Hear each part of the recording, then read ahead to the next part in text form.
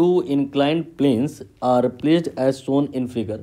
A block is projected from point A of inclined plane AB along its surface with velocity v just sufficient to carry it to the top point P, height 10 meter. After reaching the point B, the block slides down on inclined plane BC. Time it takes to reach to the point C from the point A is t in bracket root 2 + 1. Then what will be t? Summary क्या है कि ये एक double incline plane है और यहाँ पर आपने एक बॉडी को ऊपर की दिशा में फेंक दिया है और वेलोसिटी इतनी रखी है कि वो बी पॉइंट पर जब पहुँचा है तो उसकी ऑलमोस्ट वेलोसिटी 0 हो गई है।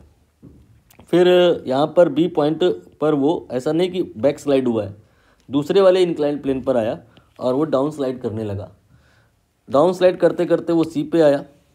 तो ये जो टोटल मोशन है इसके लिए टाइम कितना होगा ये बताना है। आई होप आपको क्वेश्चन क्लियर हो गया होगा। यहाँ पर पहले हम थ्योरी करेंगे, फिर उसको यहाँ पर इम्प्लीमेंट करेंगे तो सोल्यूशन ज़्यादा बेहतर होगा।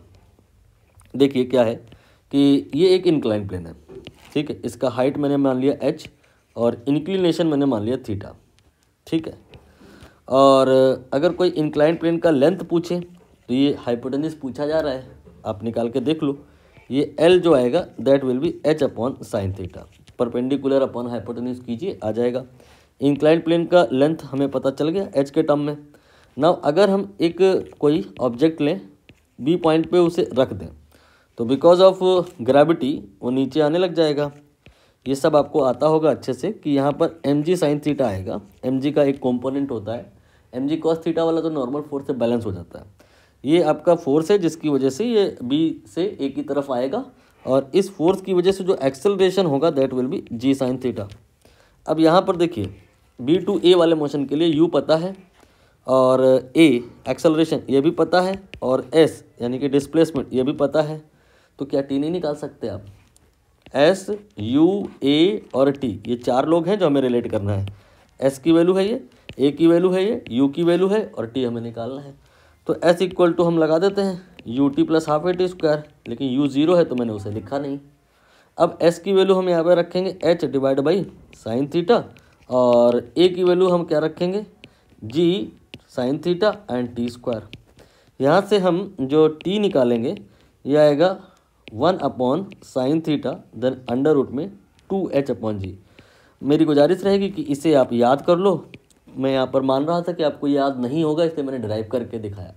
अगर याद करके रखोगे तो ये सारी कहानी जो है ना आपको करनी नहीं पड़ेगी और जो अगर ये याद रह गया तो फिर इस क्वेश्चन में कुछ है नहीं, बस उसी का एप्लीकेशन है ये यहाँ पर। लेकिन ध्यान दो कि ये फॉर्मूला बाई लेटरल है, मतलब कहने का दोनों दिशाओं में लगेगा। यहाँ से आपने एक बॉल को अगर ड्रॉप किया तो यहाँ तक आने में जो समय लगेगा, या फिर यहाँ पर आपने बॉल को ऐसे फेंका कि वो जस्ट यहाँ पे रीच करी है, पहुँचने में जो समय लगेगा, दोनों के लिए है ये फार्मूला। तो अब आपके क्वेश्चन का ये जो पार्ट 1 है जिसमें अप स्लाइडिंग हुई है उसके लिए फार्मूला क्या लगेगा, वही सेम अंडर रूट वाला, लेकिन थीटा बस देख लो ये 45 होगा और 2h/g, h की वैल्यू 2 10 एंड g की वैल्यू ये भी 10 और ऐसे इधर भी लगा लो 1/ बस थीटा चेंज कर दो sin 30, अंदर का कंटेंट अभी वही आएगा सेम टू सेम।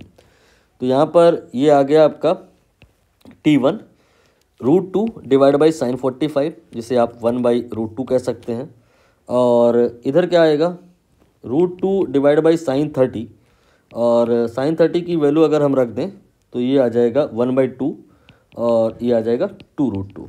तो इधर आया 2√2 और इधर आया ओनली 2, राइट। तो आप दोनों को जोड़ करके टोटल टाइम निकाल लो, या एक काम करो काहे को मल्टीप्लाई करो, इसे आप √2 × √2 ही लिखा रहना दो और इसको जोड़ लो। तो जब आप इसको और इसको जोड़ोगे तो √2 दोनों में कॉमन आ जाएगा, निकाल लेते हैं कॉमन।